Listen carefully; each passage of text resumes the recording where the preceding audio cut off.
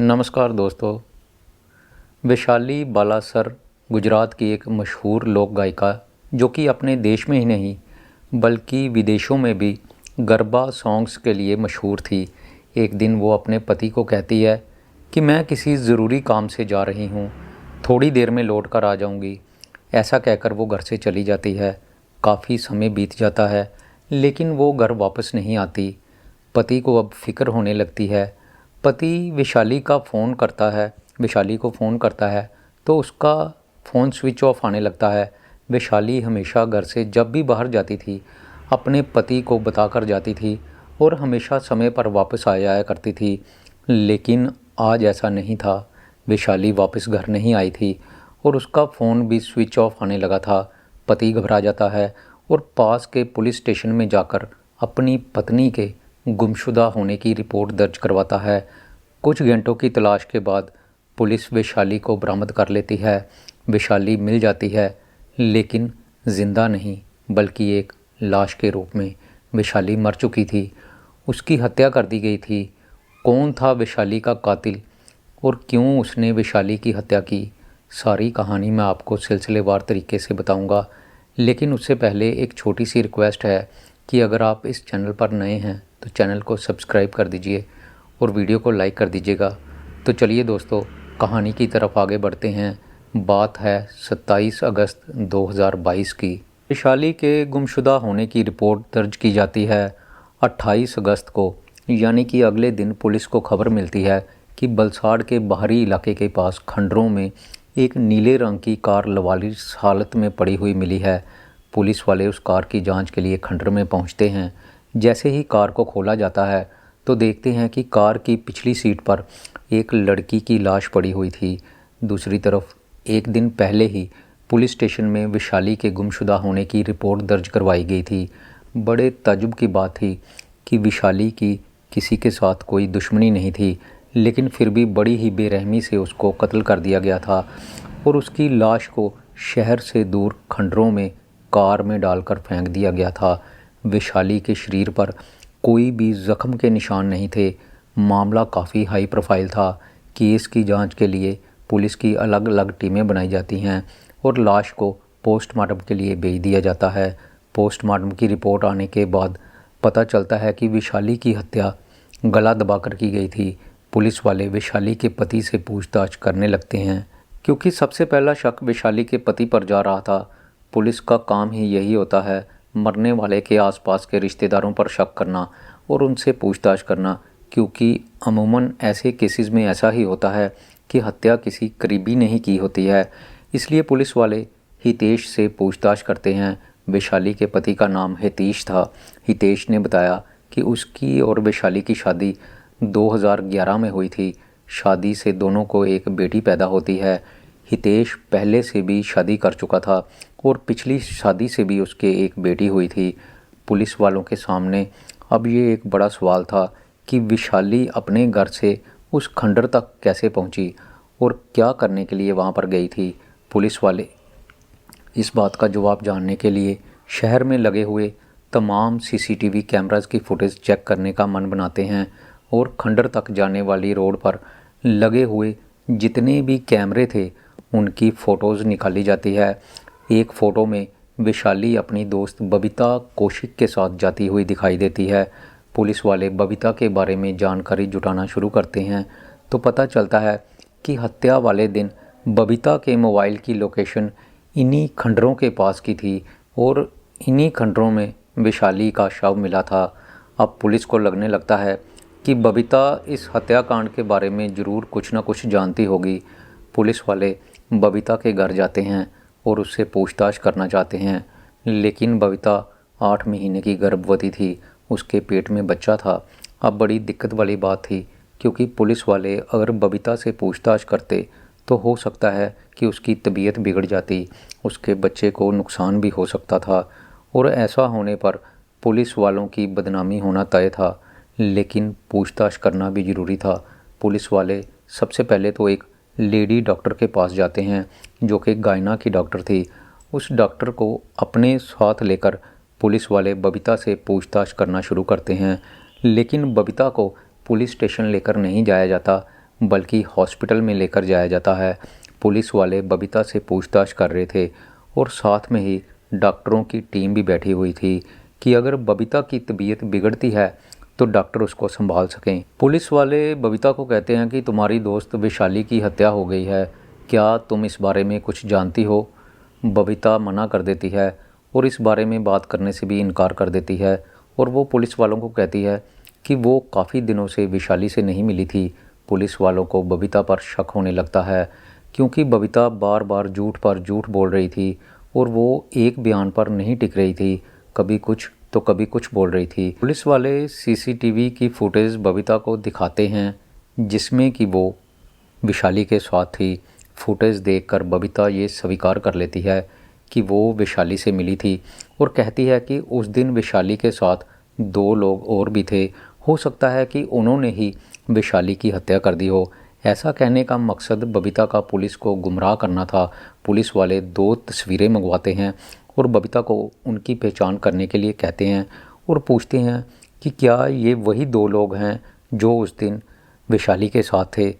तो बबीता कहती है कि हाँ, इनमें से एक व्यक्ति को मैंने उस समय वैशाली के साथ देखा था। अब पुलिस वालों को बबीता पर और भी ज़्यादा शक होने लगता है। बड़ी अजीब बात थी कि बबीता ने एक आदमी की पहचान कर ली थी जो उस दिन वैशाली के साथ था, लेकिन फिर भी पुलिस का शक बबीता पर जाकर ठहर जाता है क्योंकि ये पुलिस की एक चाल थी। दरअसल जो 2 फोटोग्राफ्स बबीता को दिखाए गए थे उन 2 आदमियों का इस केस से कोई लेना देना नहीं था, बल्कि वो तो पुलिस वालों के ही सादी वर्दी में 2 फोटोग्राफ्स थे। पुलिस वालों ने अपने डिपार्टमेंट के ही 2 लोगों की फुटेज को ये कहकर बबीता को दिखाया था कि ये हमें संदिग्ध लग रहे हैं और बबीता पुलिस को गुमराह करने के लिए उनमें से एक शख्स की पहचान उस आदमी के रूप में कर देती है जो कि लास्ट टाइम वैशाली के साथ दिखा था, ताकि पुलिस का शक उस पर जाए और वो उस फ़ोटो वाले आदमी को गिरफ़्तार कर ले। लेकिन बबीता को ये नहीं पता था कि ये पुलिस की एक चाल थी। बबीता के झूठे बयान के बाद पुलिस वाले उसको गिरफ़्तार कर लेते हैं। महिला पुलिसकर्मी बबीता से सख्ती से पूछताछ करने लगते हैं तो बबीता अपना जुर्म कबूल कर लेती है और वो कहानी जो वो पुलिस को सुनाती है, यकीनन उस कहानी को सुनने के बाद कोई भी इंसान किसी की भी मदद करने से पहले 100 बार सोचेगा। हत्या से तकरीबन 2 साल पहले वैशाली और बबीता की मुलाकात हुई थी और फिर दोनों के बीच गहरी दोस्ती हो जाती है। वैशाली देश विदेश में शोज़ करके लाखों रुपया कमाती थी। दूसरी तरफ बबीता के घर के हालात ठीक नहीं थे। बबीता को पैसों की ज़रूरत पड़ती रहती थी। वो अपने दोस्त वैशाली से पैसे मांग लेती। वैशाली बबीता को ब्याज पर पैसे उधार देती थी। अब पहली रकम तो बबीता ने वापस क्या करनी थी, वो वैशाली से और भी ज़्यादा रकम लेती रहती थी और इस तरह से वैशाली ने लगभग 25 लाख रुपया बबीता को थोड़ा थोड़ा करके उधार दे दिया था। बबीता हर महीने वैशाली को ब्याज देती थी और दूसरी तरफ उसका जो मूल रकम है उधार की, उसको वापस देने का मन नहीं करता था। वैशाली बबीता को उसके पैसे लौटाने का दबाव बना रही थी। बबीता थोड़े दिनों की मोहलत मांगती है और ऐसा हमेशा होता रहता था। थोड़े थोड़े दिनों की मोहलत मांगकर बबीता सिर्फ टाइम पास करती थी। उसका वैशाली के पैसे वापस लौटाने का कोई भी इरादा नहीं था। वैशाली ने आखिरी वार्निंग दी कि मेरे पैसे लौटा दो, नहीं तो मैं पुलिस स्टेशन में जाकर तुम्हारे खिलाफ रिपोर्ट दर्ज करवा दूंगी। ये सुनकर बबीता मन ही मन वैशाली को ख़त्म करने की साजिश रचने लगती है। बबीता ने फेसबुक के ज़रिए 2 लोगों से संपर्क किया। ये लोग ऐसे थे जो कि सुपारी लेकर किसी की भी हत्या कर देने का काम करते थे। बबीता ने उन लोगों को वैशाली को ख़त्म करने का जिम्मा सौंपा और इस काम के बदले उनको 8 लाख रुपया देने का वादा किया। 27 अगस्त 2022 को बबीता वैशाली को फ़ोन करके कहती है कि वो सारे पैसे उसके लौटाना चाहती है और कहती है कि तुम शहर से बाहर खंडर में आ जाओ और अपने सारे पैसे गिनकर मुझसे ले लो। वैशाली के दिमाग में उस समय ये बात नहीं आई कि बबीता उसको शहर के बाहर सुनसान जगह पर क्यों बुला रही थी, बल्कि उसको तो यही लग रहा था कि मेरी दोस्त मुझको पैसे वापस करने के लिए बुला रही है। और वो बिना कुछ सोचे समझे अपनी कार निकालती है और खंडरों की तरफ चली जाती है। दूसरी तरफ बबीता अपनी स्कूटी से घर से निकलती है और थोड़ी आगे जाने के बाद वो स्कूटी को एक पार्क के आगे लगा देती है और वहाँ से ऑटो में बैठकर उन खंडरों तक पहुँच जाती है। ऐसा वो इसलिए करती है ताकि अगर किसी ने उसको घर से जाते देखा भी हो तो उसको ऐसा ही लगे कि वो पार्क में गई है। सुपारी किलर खंडरों में पहले ही पहुंच चुके थे और वैशाली के आने का इंतज़ार कर रहे थे। वैशाली भी थोड़ी देर बाद वहां पर अपनी कार से आ जाती है। बबीता वैशाली को बातों में लगाती है और इसी दौरान पीछे से सुपारी किलर आते हैं और वैशाली का गला दबाकर उसकी हत्या कर देते हैं। उसके बाद तीनों वैशाली का शव कार में डालते हैं और कार को उन्हीं खंडरों में पार्क करके चले जाते हैं। इस सारे मामले के बारे में जब वैशाली के पति को पता चलता है तो वो भी हैरान रह जाता है, क्योंकि वैशाली ने उसको कभी बताया ही नहीं था कि उसने अपनी दोस्त बबीता को 25 लाख रुपया उधार दिया है, और ना ही उसने घर से निकलते हुए अपने पति को ये बताया था कि वो अपनी दोस्त बबीता से अपने पैसे वापस लेने के लिए जा रही है। दरअसल वैशाली अपने पैसे का सारा हिसाब किताब अपने पति से छुपा कर रखती थी और बिना अपने पति को बताए उसने कई लोगों को पैसा ब्याज पर उधार दिया हुआ था।